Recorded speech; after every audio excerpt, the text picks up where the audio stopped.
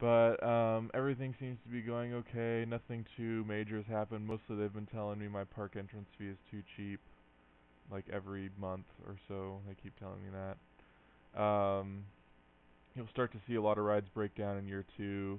As long as you have mechanics, I don't think you'll be in too big a trouble with that. And yeah, this park is fairly straightforward if you build the expansion. If you try and do it without building an expansion, you are gonna have a lot of trouble trying to cram stuff into this small little area.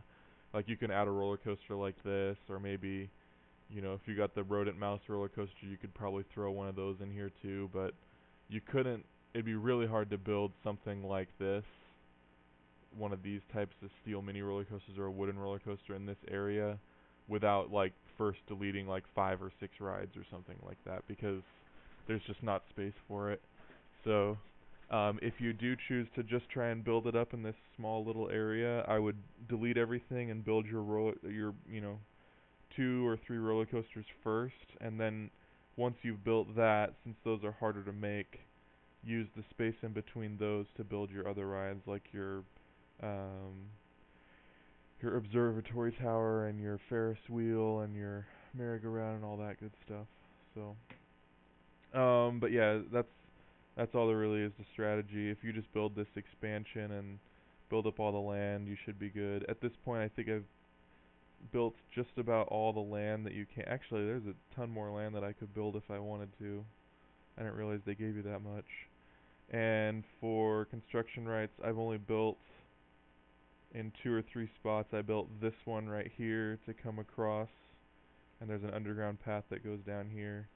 And I built this one to come across from over here, and that one comes from this little path. And then I also built this little bit for my roller coasters and for some pads that also go underground, I think. Or no, it's just the roller coaster. So yeah. That gives you some ideas as to what to do for buying land and for buying construction rights and stuff. But it's really open-ended. There's a ton of ways to beat this park. There's no one way to do it.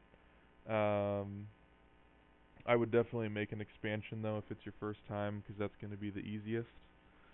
At this point I can probably pay back most of my loan. I don't really have anything else going on. I'm probably not going to build anything else except for maybe a food court. So I may as well pay back the loan. That also increases my company value a little bit.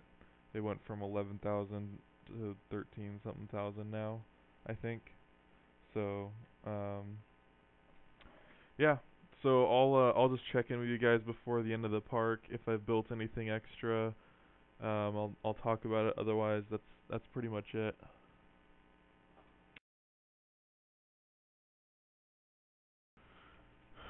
All right, hey everybody, we're back. It is October year 2, and it's almost the end of the park. So I'm gonna do my usual review of everything I did. And the only thing I built since I came back was this food court and this inverted swinging ship. I didn't really have room to build anything else unless I bought more land, and I didn't really want to do any of that. So as far as beating the scenario, I'm well set with a park value of 13,000, and that's not gonna fall anytime soon, I don't think. So I should beat this in about 20 days or so. Um, and so yeah, you start out with this minus this roller coaster I built over here.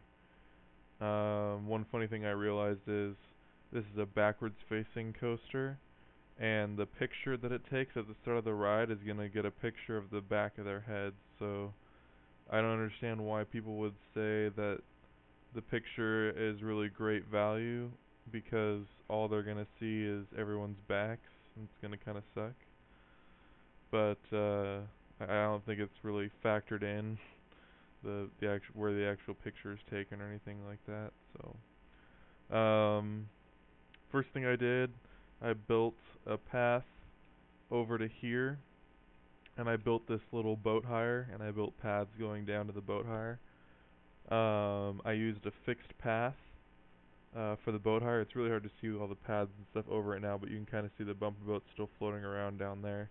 I used the fixed path because There's a lot of open water, and there's potential for guests to get lost trying to find the station platform, and you don't ever want that to happen. So I built that. Then I built this roller coaster, this steel mini roller coaster that goes underground a couple of times. It's going right here, this guy. Um, and that's done really well for me. It's down to $1.80. I started at $3, and it's made me almost 10,000 by itself. So very good starting ride to build just like that. I built this haunted house next because I wanted more general rides over in this area of the park. And then I built these two steel roller coasters. This double loop with the on-ride photo, which is going right now, and also this one over here, which you just saw a minute ago. I built both of those about the same time. And just to give you an idea, this one's made me about 7,000, and this one over here has made me 4,500 or so. So that's good. And then I built over here. I built this car ride, and I built paths to go underground to lead guests from the entrance right here. They can go directly underground and come out over here where this food court is. And then I went ahead and connected up the paths over this direction. If you follow it, you can kind of see that one same path right here connects up over here where all the other rides were. And then the first underground path that I built over to here was this one, which comes out over here next to this Ferris wheel. So the reason that I built a loop of paths is because if people were to walk over here and then go on all these rides, I just feel like having a loop is a much better way of doing it than having just a single path that goes to and from the two sections of the park, because that path is just going to get totally bogged down with all the traffic that it has. Whereas if you build a loop like this, people can go one way or the other way, and they can enter or exit that way, and it'll reduce the amount of people that are on those paths, and it'll just make it a lot better. You don't want to have too much traffic on your paths, so that's one way to do it, is just to build a better system of pathing, and I like having a loop. It works pretty well. And then I built this bumper cars over here, down here. And I threw up like bathrooms and stuff all over the place after that. And then the last thing I did was this inverted swinging ship and the food court over here. And that's pretty much it. Actually, the first thing I really did at this park was build this first food court over here. That's really important. And also, they give you an information kiosk to start off, so I built one of those immediately too. And I threw it right here at the entrance. And as you can see, it's doing well for me because of all the umbrellas.